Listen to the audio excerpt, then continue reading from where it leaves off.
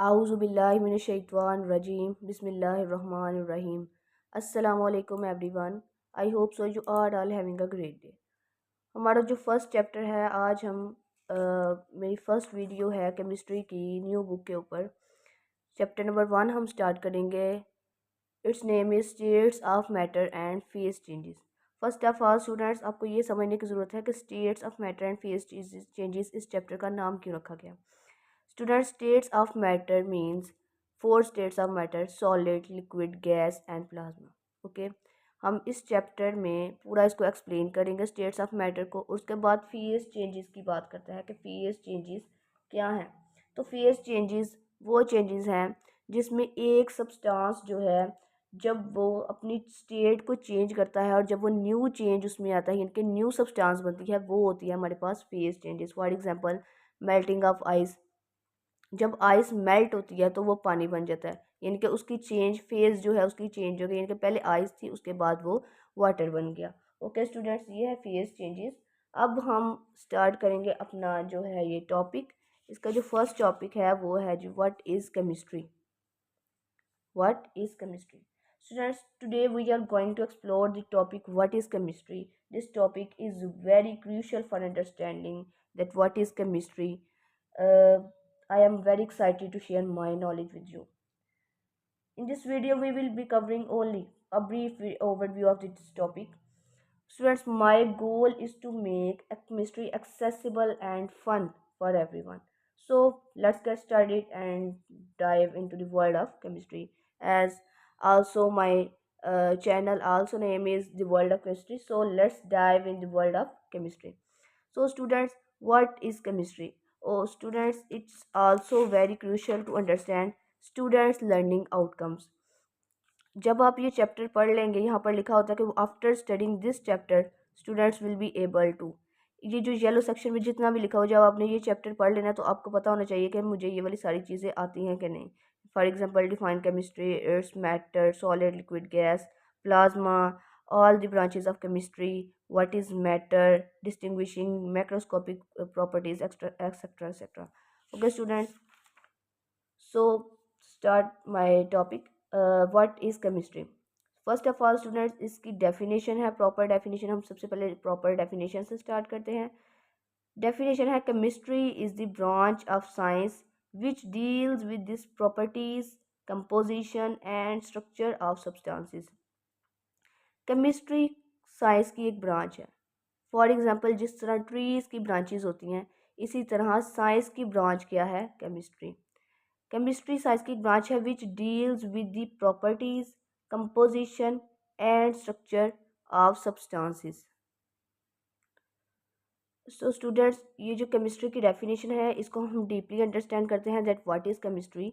Chemistry science की एक branch है, जैसे ट्रीज की ब्रांचेस होती हैं, ठीक है, which deals with the properties, composition and structure of matter.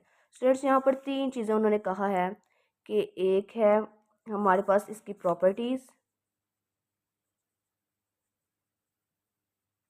और एक है कंपोजिशन, और तीसरी है हमारे पास स्ट्रक्चर। किसका स्ट्रक्चर कैसा होगा? किसका? तीनों की सब्सटेंसेस, यानी कि सब्सटेंस की प्रॉपर्टीज, सब्सटेंस की कंपोजिशन और सब्सटेंस का structure. So students, properties further divide हो रही है एक फिजिकल प्रॉपर्टी में और एक है केमिकल प्रॉपर्टी। ठीक है स्टूडेंट्स, फिजिकल प्रॉपर्टीज और केमिकल प्रॉपर्टीज को हम बाद में डिस्कस करेंगे। सबसे पहले हम देख लेते हैं कंपोजिशन और स्ट्रक्चर क्या है। स्टूडेंट्स, कंपोजिशन किसको कहते हैं? अगर हम सबसे पहले बात, let's suppose students, let's take an example H2O। H2O is the formula of water. So students, इसमें देखें ज़रा H2O, इसमें एटम के 2 हाइड्रोजन पाए जा रहे हैं, ठीक है, 2 हाइड्रोजन के एटम है और एक ऑक्सीजन का एटम है। ये इसकी रेशो है 2:1, यानी कि H2O को बनाने के लिए इसकी कंपोजिशन क्या है? H2O, यानी कि वाटर को बनाने के लिए इसकी कंपोजिशन क्या है? H2O, यानी कि 2 हाइड्रोजन के एटम्स और एक ऑक्सीजन का एटम मिला तो हमारे पास क्या बनी? वाटर की ये कंपोजिशन है। ओके स्टूडेंट्स, आगे हम बात करते हैं स्ट्रक्चर की।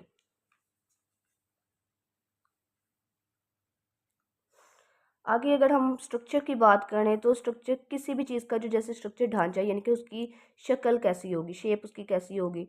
तो अगर हम इसी H2O की ही बात करें, एग्जांपल इसी की दें स्ट्रक्चर में भी, तो स्ट्रक्चर में क्या होगा। हम यहाँ पर कंपोजिशन की हम बात कर रहे थे, अब हम आगे बात करते हैं स्ट्रक्चर की। सो स्टूडेंट्स, अगर H2O के स्ट्रक्चर की बात की जाए तो वो स्ट्रक्चर कैसा होगा। एक हाइड्रोजन इधर बॉन्डेड है, एक है, यानी कि ऑक्सीजन एक है, उसके साथ दो हाइड्रोजन बॉन्डेड है। स्ट्रक्चर कहते हैं किसको है, स्ट्रक्चर कहते हैं अरेंजमेंट ऑफ एटम्स को। ठीक है, कि एटम्स को अरेंज कैसे किया गया है। एटम्स को जिस तरह अरेंज किया जाता है वो उसका स्ट्रक्चर होता है। For example, molecular structure of water consists of two hydrogen atom bonded to single oxygen atom which give its unique properties. ये देखें ना, दो हाइड्रोजन एटम बॉन्डेड हुए हुए हैं एक सिंगल ऑक्सीजन एटम के साथ, तो ये क्या दे रहा है, इसकी एक यूनिक प्रॉपर्टी को शो कर रहा है। सो बहरहाल अब हम बात करते हैं आगे प्रॉपर्टीज़ की। क्या प्रॉपर्टीज़ इसमें किस कौन कौन सी होती है। जैसे मैंने आपको ऊपर बताया कि इसकी फिजिकल प्रॉपर्टीज़ होती, प्रॉपर्टीज़ से मुराद कुछ फिजिकल प्रॉपर्टीज़ होंगी और इसकी कुछ केमिकल प्रॉपर्टीज़ होंगी। इन दोनों को हम डिस्कस करेंगे students. First of all physical properties में क्या आएगा। अगर हम लेट्स सपोज वाटर की ही बात करें तो इसकी फिजिकल प्रॉपर्टीज़ में क्या आएगा। आपको खुद भी ये पता होगा कि वाटर की फ़िज़िकल प्रॉपर्टीज़ कौन कौन सी होती हैं। सबसे पहले तो वाटर की फ़िज़िकल प्रॉपर्टीज़ वो होती हैं जो हमें ज़ाहरी तौर पर उसकी नज़र आती हैं। ठीक है, जैसे जिस्मानी तौर पर, ज़ाहरी तौर पर जो हमें नज़र आती चीज़ें, वाटर की फ़िज़िकल प्रॉपर्टीज़ कौन सी होंगी। वो ओडोरलेस होता है, उसकी स्मेल नहीं होती, टेस्टलेस होता है, उसका कोई जायका नहीं होता, और वाटर जो है वो एक लिक्विड है at room temperature. Room temperature पर वो क्या होता है, लिक्विड होता है। और वाटर का जो बॉइलिंग पॉइंट, ये हमने बस इनको मैं आपको समझाने के लिए बता रही हूँ, ये वैसे भी आपको ये चीज़ें आपके इल्म में होनी चाहिए।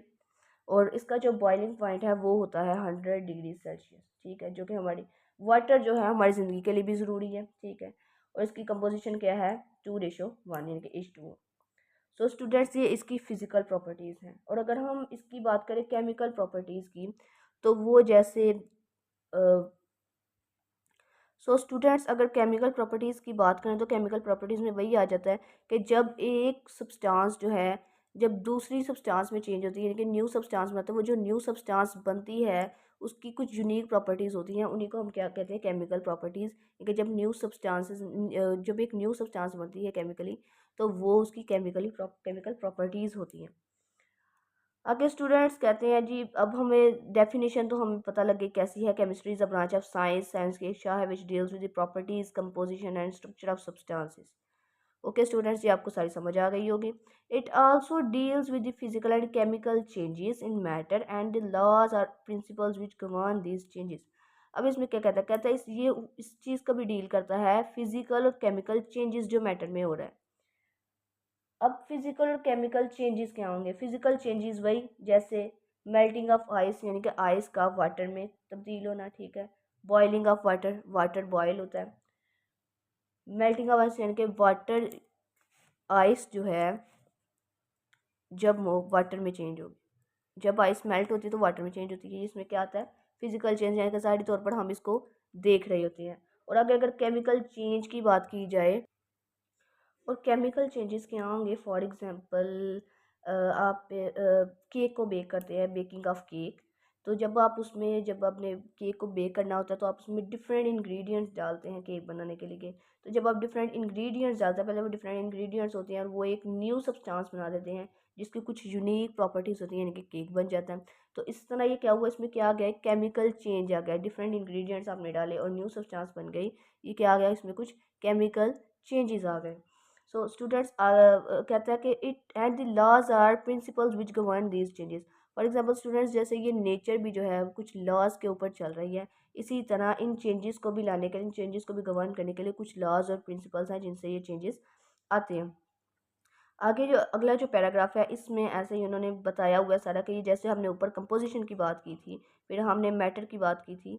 मैटर के बारे में अभी आपको बताती हूँ कि determination of composition represents finding out percentages of elements and compounds in a sample of matter.